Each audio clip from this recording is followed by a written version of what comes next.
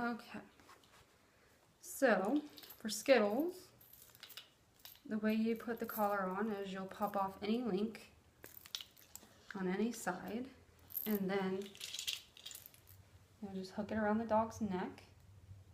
You might have to do this a couple times because to get the collar properly fitted. And then once you have it on, it depends on your dog. If they're sensitive, you might have to put the collar, try to get it close to the side you want it on.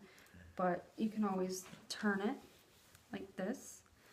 You want the plate right here to be on this side. So if you're walking your dog on your left, you're going to want the plate in the middle on the dog's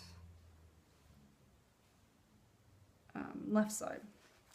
So that way the dog's right side that's closest to your left side has the leash, which again, it's on this ring, and then your D-ring, or your O-ring, your dead ring basically, which is right here that goes underneath, will be hooked to your D-ring on your flat buckle collar like this. So that way, God forbid, if it broke open, it's still connected. So that's how you want it. You want it up high on the neck. This is a little loose for Skittles, so he could actually probably get away with losing one hook. But you basically want it to stay up high on the dog's neck. You don't want it falling like way down here by your flat buckle collar. You want it up high on the dog's neck. That way you have better control. Like I said, Skittles could probably get away with one less. So if I had one less, it would be just a little tighter. But it's still pretty up high on the dog's neck. But you want to have a pretty snug fit that you can still fit 2 fingers through, but it's snug. The prongs have rounded tips, so that way they're not digging into the dog's neck, like they're not pointy, so they're not like cutting into the dog. They're just rounded. So if I apply, I'll turn the collar this way. If I apply pressure, as you can see, Skittles can still breathe, and it's gentle. I'm just lightly doing pressure. He's obviously okay with it. He's not screaming. Now, some of your sensitive dogs, when you're kind of starting to do it, they might kind of freak out a little bit. They might kind of yelp. They're not in pain. They're just not used to the pressure.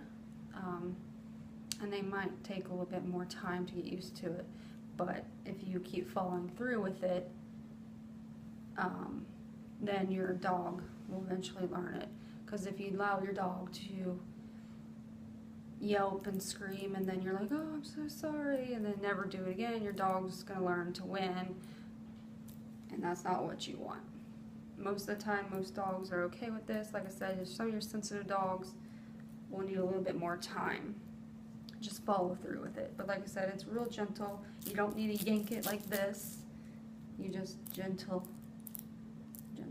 So if I'm teaching Skittles, say he's not in a sit, I'm teaching Skittles to sit, I'm just going to apply a little pressure up, like this, and then once he sits, I release the pressure. So I put pressure on when, say I tell him to sit, he's not sitting, or when I'm teaching it, and then say he's not sitting, so I apply pressure on, and then as soon as say he just sat now, then I release it, and then you can say good. So that way he knows what he did. The same thing for the side. If I'm doing maybe like a little pop correction, just a little gentle pop.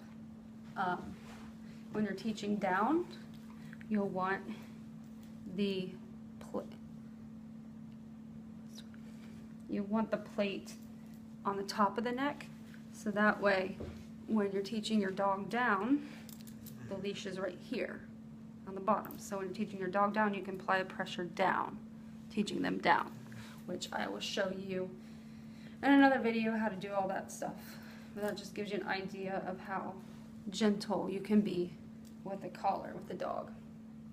And as you see, Skittles, he's used to it, but it does not bother him at all. You just get more control with the dog versus a flat buckle collar. If you have to do a correction, say you have a reactive dog, it's really easy to do.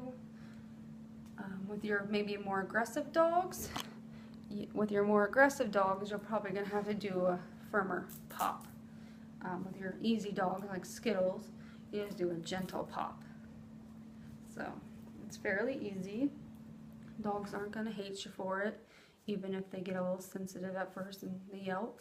Just pull, through it and reward your dog when he's doing it what you asked for, and the dog, I promise, won't hate you.